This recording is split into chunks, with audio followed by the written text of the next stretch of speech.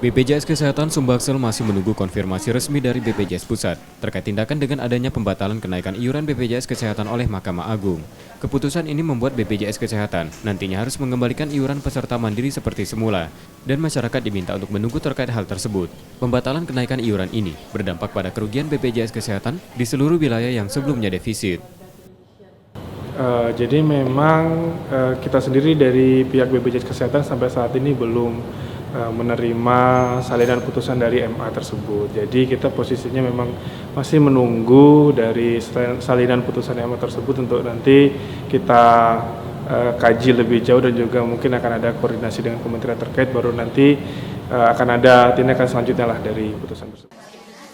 Kenaikan iuran BPJS yang diajukan sebelumnya sebesar Rp25.000 per jiwa untuk kelas 3, Rp51.000 per jiwa untuk kelas 2, dan Rp80.000 per jiwa untuk kelas 1.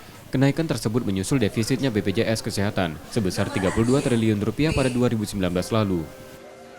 Rezeki Oktora, Muklas Diferensial, Kompas TV, Palembang.